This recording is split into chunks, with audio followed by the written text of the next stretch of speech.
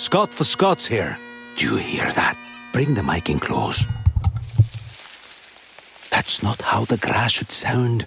There's weeds everywhere in this lawn. It's time to take action with Scott's Turf Builder Triple Action. It gets 3 jobs done at once. Kills weeds, prevents crabgrass, and feeds your lawn so it keeps growing strong. Ah, much better. Get a bag of Scott's Triple Action today. It's guaranteed, or your money back. Feed your lawn. Feed it. So, how does it feel when you play Roll Up to Win with Tim Hortons? Buy a hot or cold beverage using the Tim's app and find out. Roll in the app for a chance to win prizes ranging from free coffee and donuts to a Universal Orlando resort vacation or a sweet car. Oh, don't forget the TV. And this year, every roll is a shot at a $1,000 daily giveaway drawing for 2 $500 prizes. Roll up to win and get treated by Tim's. No purchase necessary. Account registration required. 50 U.S. and D.C. 18 plus entered by 4/2/23. See rules at rolluptowin.com for free entry and full details. Void in Florida and where prohibited.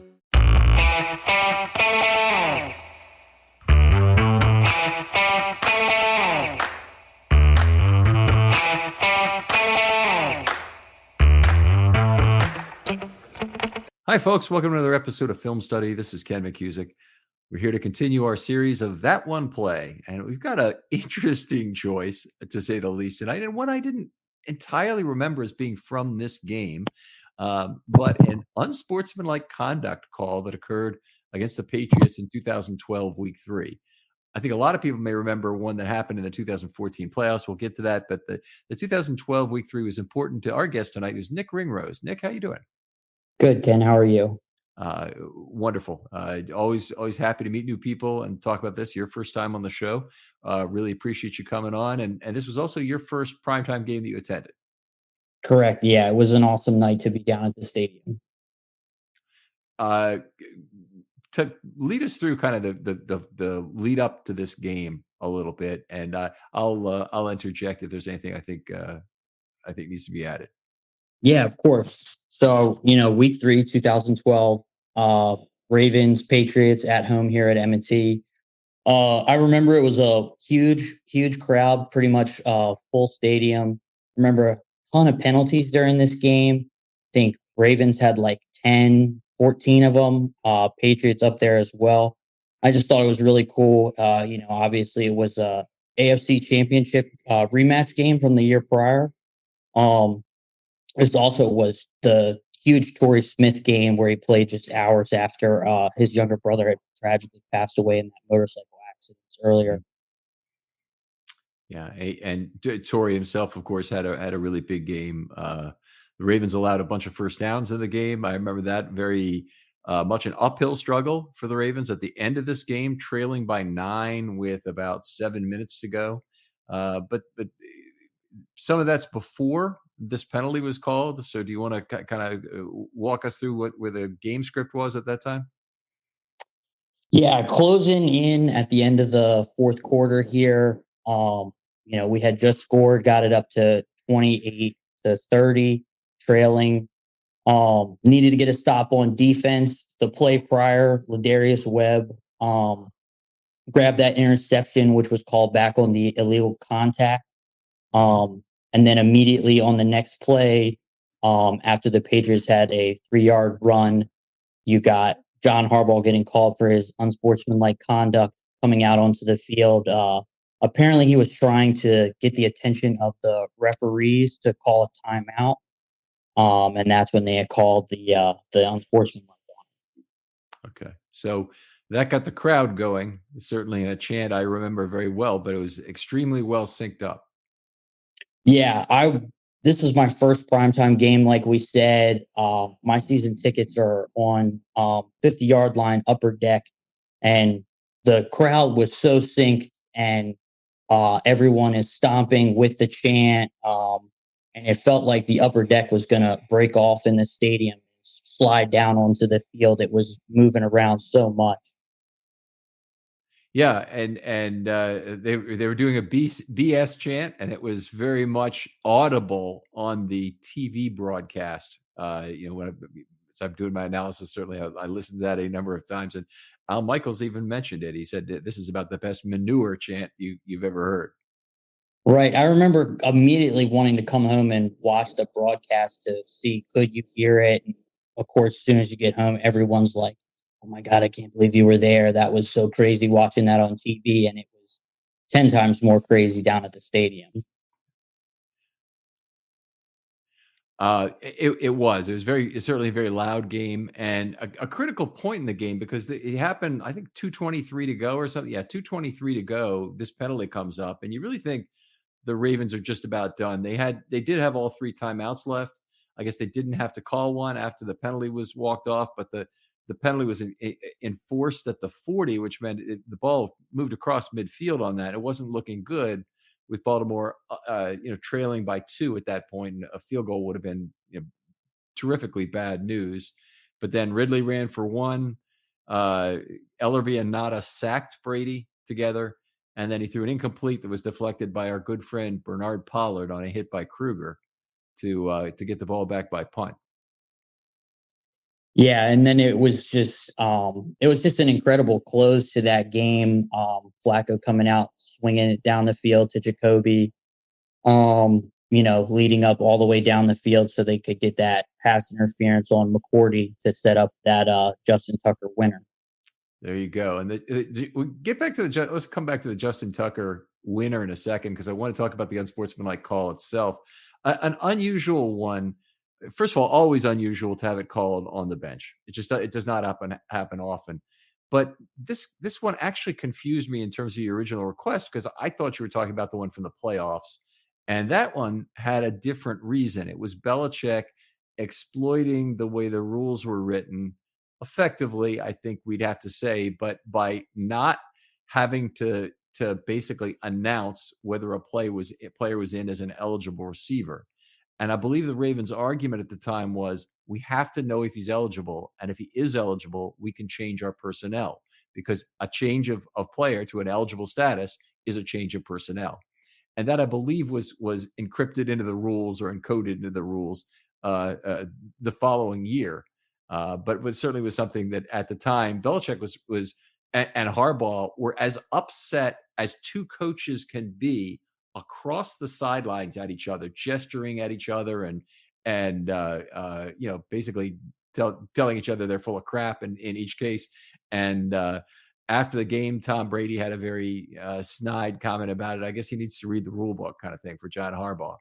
And so it definitely made the rivalry that much more. And of course, he said that the week before the Deflategate scandal occurred against the Colts. So that unsportsmanlike call, Harbaugh said at the time they got down to the 10-yard or something line or something, and the penalty was only going to be a few additional yards. And so he said, no, we chose to take that penalty, and to chew out the referees for the officials for what we thought was the incorrect ruling.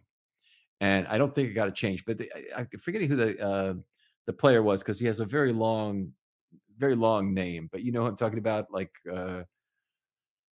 might begin HOO, but the tight end / eligible. Sorry. So, how does it feel when you play Roll Up to Win with Tim Hortons? Buy a hot or cold beverage using the Tim's app and find out. Roll in the app for a chance to win prizes ranging from free coffee and donuts to a Universal Orlando resort vacation or a sweet car. Oh, don't forget the TV. And this year, every roll is a shot at a $1,000 daily giveaway drawing for 2 $500 prizes. Roll up to win and get treated by Tim's. No purchase necessary. Account registration required. 50 U.S. and D.C. 18 plus entered by 4/2/23. See rules at rolluptowin.com for free entry and full details. Void in Florida and where prohibited. Take as little as 3 minutes to see if you could save on motorcycle insurance with Progressive. Come on, you've spent more time than that trying to name your bike. How about the Crusher? I guess it's not really crushing anything. The Silver Bolt? No. Oh, what about Pepper? Mysterious. Is it a pet or a condiment? Surprise! It's a motorcycle. No, that's stupid. Get a quote in as little as 3 minutes at Progressive.com. Progressive Casualty Insurance Company and Affiliates. Welcome to BreezeLine, where you'll say, ta-ta T-Mobile, because we've got more reliable home internet that's a whole lot faster. In fact, 10 times faster. No, seriously, because we have real internet backed by our fiber-powered network. And T-Mobile, well, they just have a 5G cellular network. So act now to get superior home internet. Find your perfect speed with prices starting at just $19.99 a month for 24 months. Terms and conditions apply. Go to breezeline.com to learn more. offensive lineman who was ineligible on some plays and eligible on others is the guy who was at the heart of that controversy.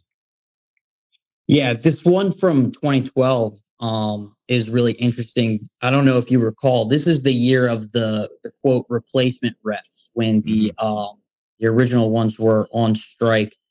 I don't know if he was trying to intimidate him, like the broadcast. Chris Collinsworth, I believe it was, ensued. He was trying to intimidate the ref, saying NFL is cracking down on this thing for this game here now. I don't know. I think he was trying to call timeout, and maybe there was just confusion with the ref of who needs to be over here by the bench to communicate with the head coach. So I just thought it was interesting ensuing that manure chant. It was just super awesome experience. First primetime game, and that just completely captivated me. I was a Ravens fan before, born and raised here in Baltimore, so it was in the DNA. But after being there and experiencing that, I was all in. Just started to consume my life after that. The Ravens certainly have extraordinary success playing at home in prime time in the Harbaugh era. They've only lost a couple of games, but it's funny as an analyst. I hate night football, and I make no bones about it because if you want to be just a fan of the game, that's a wrong way to put it. If you're a fan of the game, you don't have the commitment of many hours after of analysis. You're not committed to it. But I have to write my piece, so I have to do podcasts the next day, and it's a much tighter schedule to work with to have night football, which just kind of sucks for me. But otherwise, I love the excitement of night football, same as anybody else, and just don't like the weather as much, and I don't like the difficulty in terms of putting the pieces together. But the bank is rocking for a Monday night game or a Sunday night game. I think this one was a Sunday night, right? Sunday night, right? All right, that's I just wanted to say, in terms of what happened, the remainder of the game, the Ravens finally did get the ball back and then drove down the field, got the winner. And then the winner itself was controversial as well, right? Yeah, 100%. I remember seeing the kick, and, of course, everyone in M&T was, this is good to go. We won the game right here. And it's crazy that that's how we ended up winning this game, because in the championship game, that was the Billy Cundiff whiff there. So awesome in Tucker's rookie year that he was able to steal this game in this type of fashion. I believe it went right over top of the right upright. I remember, I believe it was Wilfork was in the end zone, just giving that referee hell. And, like you had mentioned, Belichick was nearly irate as the referees were exiting the field. I remember he grabbed one of them, and it became a big thing. I believe he got fined for that, at least a couple $1,000, I would imagine. Yeah, well, good thing too, and it's not going to put a dent in his pockets, obviously, but it's a good thing that he got reprimanded at least by the league for doing that. It was stranger than fiction in a lot of ways, because obviously, the coach that's angry at the end is the coach that's angry. By the way, if you don't know this about television, that's the first person that the cameras look for after anything bad happens to their team. They want to immediately know, how's the coach feeling about this thing? And so they try and look like as stoic as if someone had just had a guilty sentence tossed on them. They basically make no reaction if they possibly can. But in this case, Belichick was just beside himself over this. And in Tucker's case, he's 96 for 96 inside 30 yards in his career. This is a 27-yard field goal. There had never been another kick where he came as close to missing it during his entire career to date from under 30 yards anyway. So incredible to me that that kick, to win an iconic game like that early in that 2012 season was the one where he came the closest. Yeah, it was a magnificent ending there. I rewatching it again to refresh myself here recently. You really probably could have called that kick either way. I guess just depended on who that line judge was standing underneath that right upright that night. Just was feeling lucky for the Ravens, I guess. He had the best view, and I believe the ruling is the entire ball has to be inside the outside of the upright. And one of the comments from one of the official sidekick people of the booth guys, I believe, or perhaps it was the head of NFL officiating the next day. I'm not sure which it was, but the comment that I heard was, really, there's no one who can tell you if that was good except for the guy who's directly under the upright. He's the only one who's got the good view to tell you, did that ball really, meet the criteria for being inside the upright? Right, for sure. Yeah, I'm glad it was good. I think we all probably were here. Would have been quite the disaster if it hadn't been good. Well, Nick, great having you on to discuss that game, and it's cool that that's your first night game memory, and you'll always we'll have that to tell your kids and whoever else. But tell folks where they can talk football with you online. Yeah, on Twitter, I'm at BMoreFlocked52. Not super active, but definitely getting more and more into it, following a lot more of Ravens fans and analysts on there. All right. Outstanding. Well, thanks for coming on, Nick. And other folks out there, if you'd like to do a That One Play episode, just hit me up with a DM on Twitter. They're always open.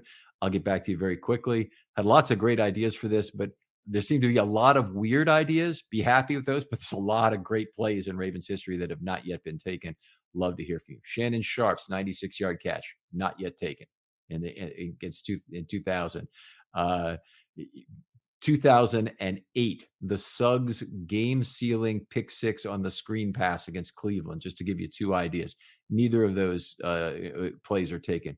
So if you're interested, just DM me and I'll get right back to you. Nick, thanks again for coming on. Thanks for having me, Ken. And we'll talk to you next time on Film Study.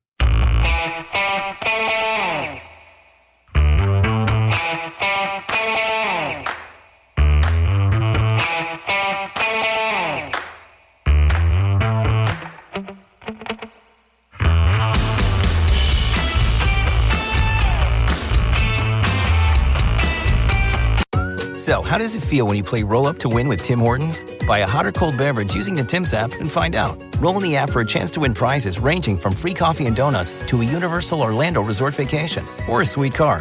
Oh, don't forget the TV. And this year, every roll is a shot at a $1,000 daily giveaway drawing for two $500 prizes. Roll up to win and get treated by Tim's. No purchase necessary. Account registration required. 50 U.S. and D.C. 18 plus entered by 4/2/23. See rules at rolluptowin.com for free entry and full details. Void in Florida and where prohibited. With any dream, the wind won't always be at your back.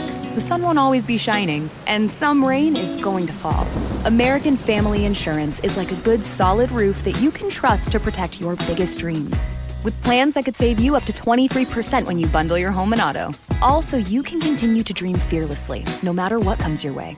American Family Insurance. Get a quote or find an agent at amfam.com. Visit amfam.com to learn how discounts may apply to you. American Family Mutual Insurance Company assigned its operating company, 6000 American Parkway, Madison, Wisconsin.